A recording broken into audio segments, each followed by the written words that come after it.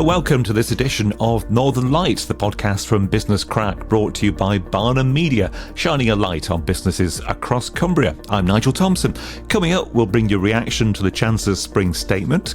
We'll hear why Barrow is now gearing up for a royal visit later this year. We'll meet the craftsman firmly based in Cumberland, who's been recognised for his trade. And we're hearing about a distinctly Cumbrian twist to a well-known drink created for sustainable reasons. Now, we'll also be looking ahead to what's coming up business-wise across Cumbria and further afield over the coming weeks. And I'm pleased to say I'm joined on this edition by Dianne Richardson, who's the Chief Executive of Britain's Energy Coast Business Cluster. Dianne, thanks for joining us. How are you? I'm great. Thank you, Nigel. And thank you for inviting me along. Really looking forward to this podcast. Oh, it's good to see you. And thanks very much for joining us. A busy time, I'm sure, for you and your colleagues across Cumbria and across, obviously, this interesting time of life we find ourselves in at the moment. We're talking just after the spring statement. We've been gathering reaction for Business Crack over the past few days, really, about what people think about it from all different sectors. What's your take then on what Rachel Reeves had to say, or perhaps what she didn't say? Well, to be honest, there weren't any surprises, were there? So, as you say, there's a lot of reaction out there. There's a lot of people picking up on different bits of the spring statement. So I'll concentrate on two things and then give you some of my kind of overall thoughts. First was the planning reforms and the capital investment. So the hope is that these will release some big capital projects, and finding the right balance for regulation is something that helps create that stable environment for business that's so important. These should help drive some growth into the economy, and combined are things that the business sector has been crying out for. I think for me, the question is not just how much government spend, but how they spend it. So they have some really strong levers in procurement that they can use if they take an outcomes-based approach to it and really build those outcomes into the process of procurement.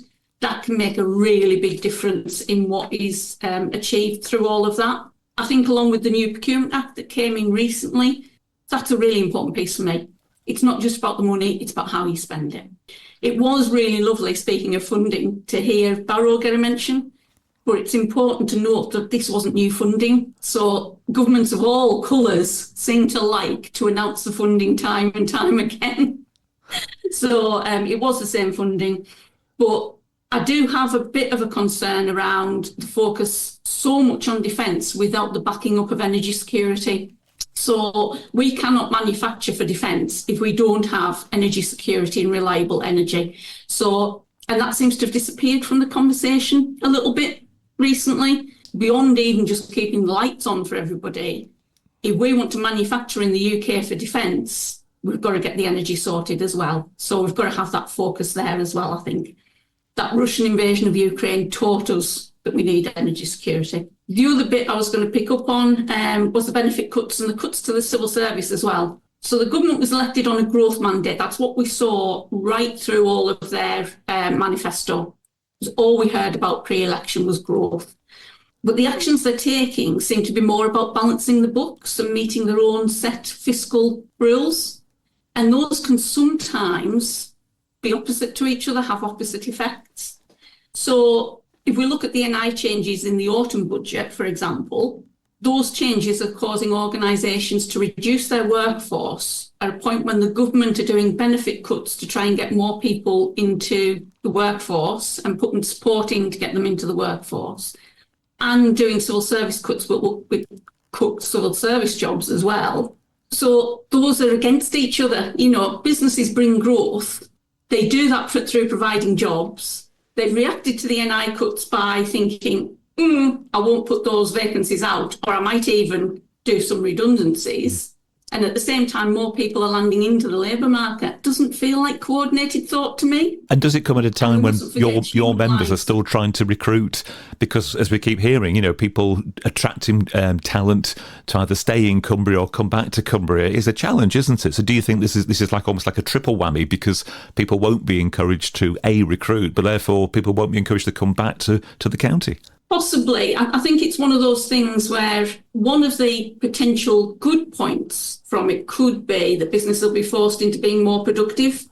So we're hearing a lot of talk about AI, aren't we, for example? You know, how can we use AI to be more productive? And in the end, productivity and growth are so linked, it's unbelievable. I don't think Cumbria in particular is any more affected than anywhere else, but I do think certain sectors, so we have a lot of hospitality, we're really strong on hospitality in Cumbria, obviously. Hospitality and retail are deeply affected by those NI rises and the minimum wage rises. So I think there's a real piece around that. And so I think those were the two bits I wanted to pick up on, but overall I was left with the same feeling that I've had for the last few months. Where's their North Star as a government? What is it that they're concentrating on? I mean, I thought from their manifesto it was meant to be growth, but now it looks like it's fiscal rules. And the other worry I have is everything seems to be reactive rather than proactive.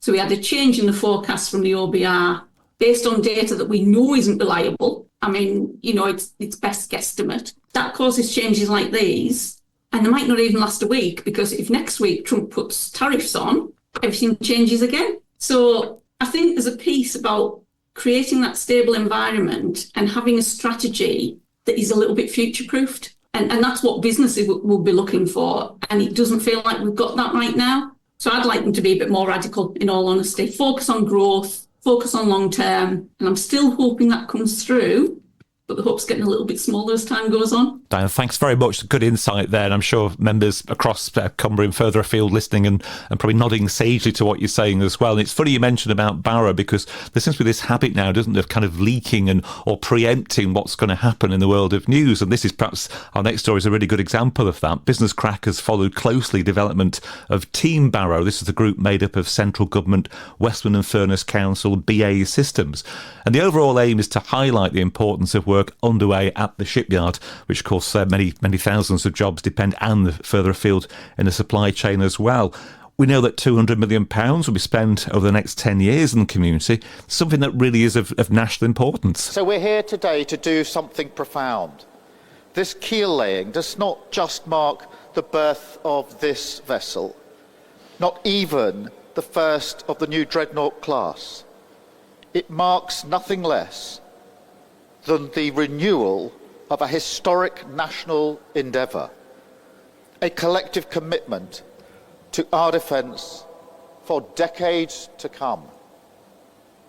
After 55 years of our continuous at-sea deterrent, this vessel will take that effort beyond 100 years.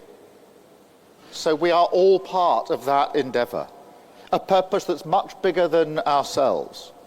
An effort that comprises the whole country, those sailors, their families, all of you, and working people across the United Kingdom, from Barrow to Derby and beyond.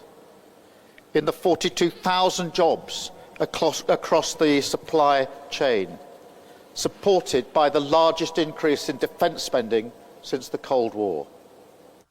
Yes, Sir Keir Starmer, the Prime Minister there, speaking in Barrow prior to marking the keel laying ceremony of Dreadnought, the first of a new class of submarine which will carry the UK's nuclear deterrent. Dianne Richardson still with us, the Chief Executive of Britain's Energy Coast. I mean, what did you make of the fact that the PM had come to Barrow to make this announcement? I mean, was the timing kind of crucial, do you think? Did it come, obviously, the week before the spring statement? What did you make of it? So it's amazing news for Barrow, isn't it? And real acknowledgement of what they've contributed over many decades, and very quietly, in all honesty, not always acknowledged. So it was good to see that happen from the Prime Minister and him travel up. I think it's a great way, linking on to that, to promote the valuable skills that we have here in the county. We deliver on two national endeavours, defence and decommissioning in nuclear. So it's wonderful to see one of those acknowledged. And I noticed in Cumbria Crack, actually, the CAT column saying, about acknowledging the work that's done at Sellafield. And I think that can sometimes be seen as more of a negative than a positive in Westminster, which is a shame. I think the trouble is having those two viewed separately. When you think of those industrial heartlands that we have in Cumbria, around real manufacturing and engineering expertise, they both get government funding. They're both heavily reliant on government funding. And that can sometimes set them apart. Whereas I think there's a huge power for Cumbria. If we can bring those two supply chains together, working collaboratively, we can keep more of that work in Cumbria, make more of a difference for our people in Cumbria. and then we can export all of that as well, which then means we get the inward investment piece, and then we get less dependent on the government budget and all the impact it can have when decisions are made in Westminster that affect our communities. It's great, first of all, that you mentioned the Cumbria crack cat as well. I often wonder what reaction that cat attracts, and obviously quite a lot. But I wonder when it comes to sort of still shouting to be heard. You've been involved in business for many years. Do you still think Cumbria is kind of overlooked when it comes to, despite the Prime Minister coming and the royal status of the Port of Barrow as well? Do you think it's a bit late, maybe? I think the problem is there's a Cumbrian culture of not getting above ourselves. And I think that means we almost interpret that as don't shout about our successes. Yeah. So I think we need to be shouting our successes much more loudly. It's something we really concentrate on here at BECBC. And I think when you look at Team Barrow, that kind of infrastructure, that kind of coming together and collaboration, that gives you a place where you can really shout all together collectively. So I think that kind of initiative is so important. Well, no doubt we'll follow the progress of Team Barrow and, of course, the Energy Coast as well in the future. But Dianne, please stay with us for now, because we'll move on to other stories. You've only got to read Business Crack, and I say it's a real joy to carry out this job, because the sheer variety, sheer diversity of businesses that exist all over Cumbria, constantly learning of world-beating work that's underway in parts of Cumbria you wouldn't expect. It's always a nice surprise, from engineering and tourism to agriculture and bespoke trades that you could perhaps be forgiven for thinking had long gone. Well, Redmayne 1860 is one of those tailors based in Alston, where they've been part of the fabric of the town for generations. The latest tailor to look after the name is Tom Mahon, who's just received a top accolade. He's been awarded the title of Master Tailor from the Worshipful Company of Merchant Tailors, established in 1327. I have the chops to say we're Savile Row trained, we're X, Y and Z. Now, we could be saying that now because we operate from down there as well. We have a shop in Mayfair. But we made a conscious decision for a new range that we're doing. And I'll just show you this label, and it kind of says it all, really. But our label, we ignore all the Mayfair and we say Redmayne, something in the make since 1860, Wigton, Cumberland. We don't mention anything else because this firm's been here for over 160 years. Yeah. And quite frankly, I don't care less about Savile Row. But that matters, doesn't it? The fact that it is Cumberland, it's not wherever. And I had a wonderful time working in London, but I will tell you this. When I went there, you can imagine what I was expecting. It was like, I'm going to the Mecca now, this Cumbrian lad, I'm going to be out of my depth, but I'm sure I'll manage. But when I got there, that wasn't true. The reality of it is they were looking at me as if to say, whoa, you were trained in that? You were trained in this? And they kind of like, the light bulb started to come on. It's like, yeah, these guys are brilliant down here, but we're just as good. Yeah, congratulations to Tom, and I'm afraid that the Business Crack budget doesn't extend to a nice suit for yours truly, but if you listen back to the piece on Business Crack and read the article, of course, as well, you'll also hear from members of the team at Redmayne, including MD Claire Mahon, who told me more about who's buying bespoke suits today. Alongside those people who are fantastic for us and the reputation of the business, my favourite are the ones who saved for the suits, who've dreamt of this and are so excited, and you get they're a little bit more about their life story because it's not published in the media or talked about in the papers. They're my favourites. They're really exciting to meet and share. My favourite at the moment is a gentleman from Silloth who's a bin man, and he's come to Redmayne. He's really excited about coming here, seeing Tom, looking at the cloths, coming for his fittings, going up to some of the people on the wall. Willie Whitelaw to some Oscar winners who you can probably search out on our social media if you want to find them. But I really do love the everyday man who comes to see us. They're interesting. It's special. It's for special occasions. Yeah, Claire Mahon there from Redmayne 1860. And Dianne's still with us. When it comes to sort of hearing that the name and the reputation of a place like Cumberland carries quite a lot of store in places like America, what do you think? Does that make you feel proud and maybe kind of relieved that something like that still has that kind of kudos today? It's amazing, isn't it, to think that here in Cumbria we don't have to travel to Savile Row to get that kind of quality. We do it here. And I'd say not even just as good, as I said in the thing. I'd say we do it better here. So I know Redmayne's are an incredible company, and their shopping is a haven of traditional top quality tailoring and fabulous customer service, which I think we heard from Claire there, didn't we? I think there's something about Cumbrian quality, and this comes back to what I was saying just before. We need to talk about it so much more. You look at our food and drink and the artisan producers that we have. You look at hospitality and the Michelin star restaurants that we have. We're second only to London in how many we've got here. You've got the niche products to traditional standards like the suits or the nuclear engineering that we have. We know how to do quality in Cumbria. We shouldn't be so reticent about communicating that as a county. Yeah, I think you make a really good point. As I said, like I said before, I'm always surprised, that people kind of almost hide it under a bushel, don't they? Not the sense of pride and achievement. And it's only when you try and gently pull it apart and say, look, that's actually that's important, isn't it? And they go, oh yeah, actually we're one of only 3 in the world doing this. It's just so great to hear, but also, I think perhaps it's a Cumbrian trait to not boast and not be, kind of boastful in what people are doing, whether it's in work or in personal life or sporting life or whatever. But no, it's good to hear that maybe thanks to people like yourself also trying to say, look, come on, tell your story. And obviously Business Crack as well, that's what we're here for. Then we can perhaps help, spread the word. But I wonder, looking to the future, we obviously talked about the spring statement, the royal statement of Barrow, the royal port of Barrow.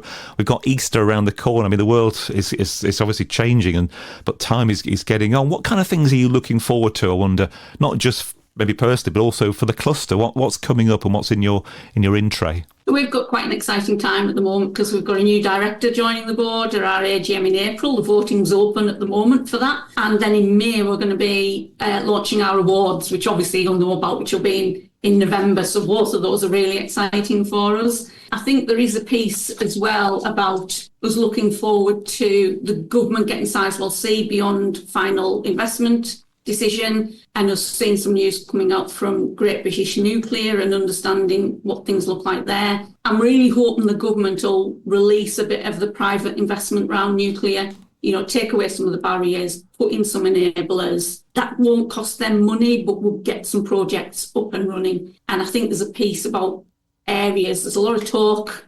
We're talking a lot in nuclear at the moment about how places have more power around some of these initiatives and some of these projects. And I'd love to see that become a reality. Do you detect perhaps that there's a sense of optimism, or is it kind of just, waiting to see what happens? I mean, what's your membership? You've got the awards coming up. I guess is that when you take a bit of a litmus test of, what people's attitudes are like and what the mood is like? Or do you already know that people are still kind of poised? I think you were hinting before, you waiting for things to happen rather than, perhaps having to lobby for something. It's all kind of queued up. It's all, everyone seems to know what's expected.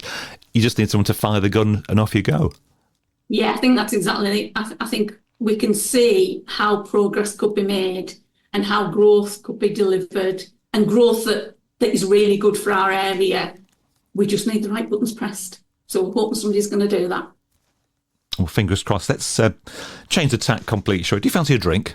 Because a drink with a difference has been created in Cumbria with a taste that's very much part of the lakes in particular.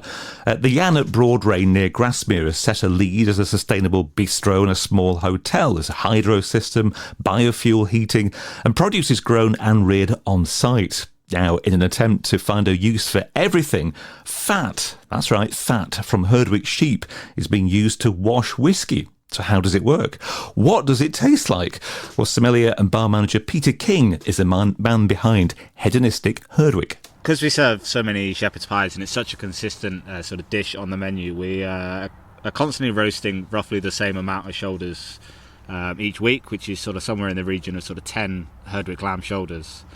So the easiest way to start the process was to take all the fat from 10 lamb shoulders and put it into a bottle of whiskey and see what happened. Luckily, we seem to hit the nail on the head to start off with. So we just use the saturated sort of fats, go white when they cool, and go solid. And this traps the volatiles from the whiskey and enhances the product. So we did some experimentation using more fat or less fat, and we quickly decided that we'd actually hit the nail on the head from the start in terms of a rough product. We experienced somewhere about 250 grams of this white gold saturated fat per roast, which is sort of plus or minus 10 grams, and it gives us this great sort of richness and sort of quality in the whiskey that we're using. You've very kindly poured out 2 samples. A sample A, which we call it, which is the fine blended whiskey on its own. Sample B is the one that's been tweaked and has been enriched. If we just smell the two together, I mean, just take a glass with me. And so the original one, as you say, it's got the volatiles there. It's distinctly pure whiskey, isn't it? A whiskey smell that we know and love. The second one, still got the whiskey smell, but there's something else there, isn't it, as well? How would you describe that? Yeah, so it's got this almost like meaty richness, slightly more sort of caramel sort of nose, with that underlying like aroma of like Sunday roast lamb, like which was the idea of what we were aiming for, and luckily by working with the Lakes whiskey, it's come through really nicely, as we've not lost anything from the whiskey in terms of its quality and how it's been distilled. We've just enhanced it with another great Lakeland product. There you go, Peter King there from the Dianne. Dianne, I think he called it white gold. What do you think of this idea about washing whiskey with Herdwick fat? So I'm married to a wine merchant. I don't know if you know that. I didn't know. So I take a keen interest in the drinks market, but I'm going to admit I never have thought of putting lamb fat into whiskey. But what I do know, I think Cumbria, when it comes to sustainability, our strong connection to the land and then our strong connection to engineering makes us the place to do sustainability, doesn't it? However that comes out. Once again, a good example perhaps of innovation. Who'd have thought? Apparently it's doing very well. I'm told that there is a demand for it, and clearly they're very committed to doing it. That's fabulous to hear.